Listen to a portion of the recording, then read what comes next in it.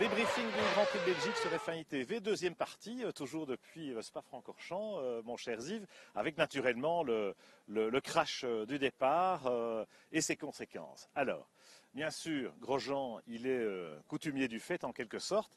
Moi, je trouve que la pénalité est un peu sévère parce que, voilà, d'ailleurs même sur l'incident lui-même, dans quelle mesure est-ce qu'on ne peut pas donner une partie de la responsabilité à Lewis Hamilton, voire à Pastor Maldonado, qui a un petit peu provoqué aussi des changements de position qui n'étaient pas prévus.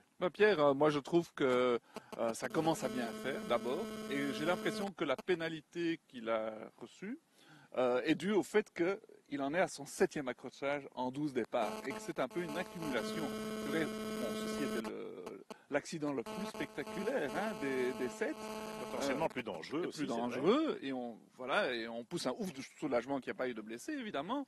Mais là, il s'est rabattu vers la droite, on se demande pourquoi, mais de manière vraiment soudaine, et donc sa faute est vraiment évidente, et il a été sanctionné parce que depuis le début de la saison, une course sur deux, il manque son départ et il provoque des accidents, quoi. Alors bon, sans me faire l'avocat du diable, moi je trouve quand même que c'est dur parce que sur les 7 incidents dont on parle en 12 Grands Prix, il n'a pas été responsable de cet incident, hein, franchement. Hein, c'est la première fois qu'il est vraiment jugé coupable.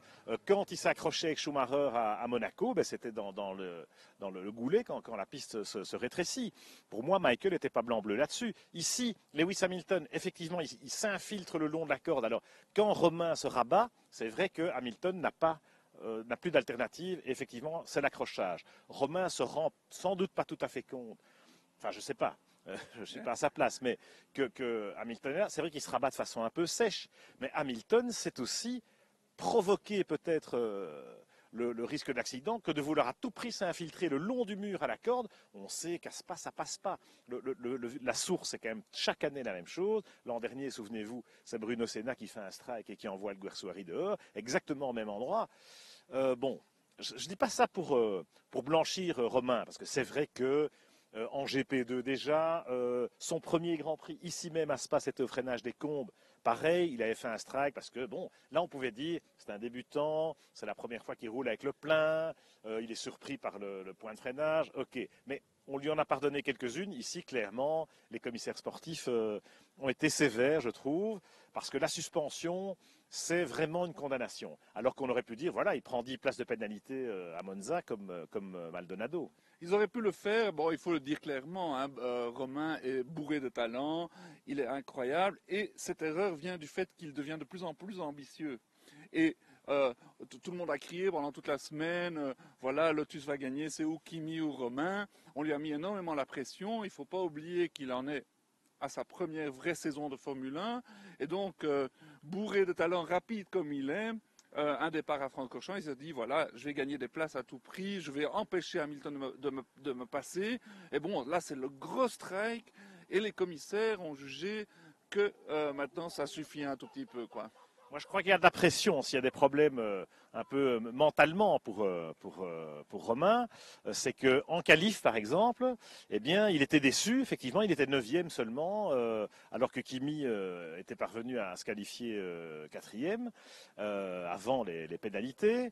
C'est vraiment dommage dans le sens où il a peut-être un peu surconduit. C'est vrai qu'avec peu de temps de piste en qualif, voilà, il n'a pas tiré la quintessence de l'auto. Donc la pression, il se la met lui-même. Et sans doute à l'intérieur de l'équipe aussi. Du coup, ben voilà, ça pousse un peu à la faute. Voilà.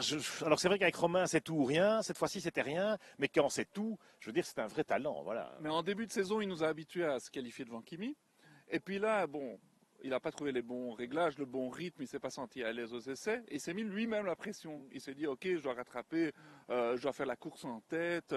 Tout le monde pense que Lotus va gagner. Et bon, ça n'a pas marché. C'est vrai que la sanction est rude, effectivement, un grand prix de suspension. Mais apparemment, l'équipe ne va pas faire appel. Non. C'est que, quelque part, il trouve que peut-être qu'un grand prix dans les stands le fera réfléchir et sera salutaire. Hein. C'est un peu ce qu'Éric Boulier disait ce soir en disant, voilà, on espère qu'il va revenir plus fort et que voilà, ça lui servira de leçon, que ce sera une expérience. Bon, ça reste à prouver parce que je pense que psychologiquement ça va être dur. On a rencontré Romain Grosjean en exclusivité pour F1 ITV. C'était avant le Grand Prix de Belgique.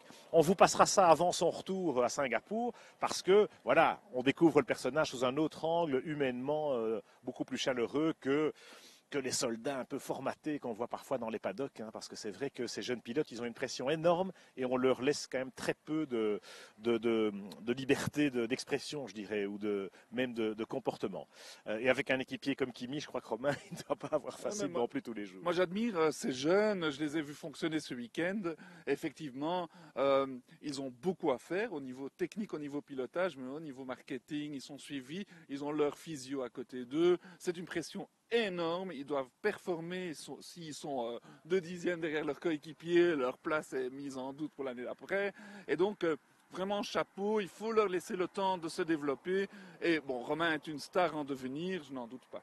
Alors sans vouloir décharger Romain, moi je voudrais quand même un peu charger Pastor Maldonado, parce que alors qu'il fait une super qualif, parce qu'il est passé tout juste en Q3, il fait une super qualif, et puis il se prend la pénalité parce qu'il avait gêné Hülkenberg en Q1, ok, il sait qu'il est dans l'œil du cyclone, et au départ il nous vole le départ, mais vraiment comme un voleur, quoi. Ce qui a provoqué franchement une espèce de mauvais momentum, mais peut-être que Hamilton a tenté le coup parce qu'on a vu Maldonado à gauche, il a voulu passer à droite. Enfin, je ne prétends pas évidemment que tout vient de là, mais quand même c'est dur. Et je pense que chez Williams aussi, ils sont passés à côté d'un énorme résultat parce que Maldonado, voilà, il a flambé l'occasion. Et c'est vrai, chez Williams maintenant il commence à l'avoir mauvaise parce que Pastor n'a pas marqué un point depuis sa victoire à Barcelone. Et chaque fois il a des bonnes résolutions, chaque fois il dit écoutez, je vais jouer les points, j'ai pensé à l'équipe. Et à chaque coup ça ne marche pas. C'est vraiment devenu le Bob Kramer du peloton, comme tu disais l'autre jour. Il a le physique, hein, il a un peu le délit de sale gueule. Bon, malheureusement, Bruno Senna n'a pas pu compenser. Il était à côté de la plaque ce week-end, Bruno, même s'il a fait un bon début de course, mais la stratégie de Williams n'était pas la bonne. Hein. On l'a vu rentrer au stand à 3 tours de la fin. Bon, ça lui donne le record du tour. Voilà. Il sera dans les annales de la F1 avec un record du tour, mais qui ne veut pas dire grand-chose.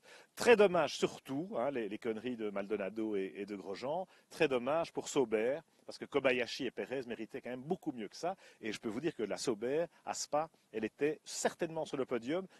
C'est la seule auto qui aurait peut-être pu un peu titiller Button. Ah oui, là, ils peuvent vraiment pleurer de 36 larmes parce qu'ils avaient vraiment un podium à portée de main. Monisha Kaltenborn hier nous disait comme elle était optimiste et que vraiment même, à la limite, ils voulaient jouer la victoire.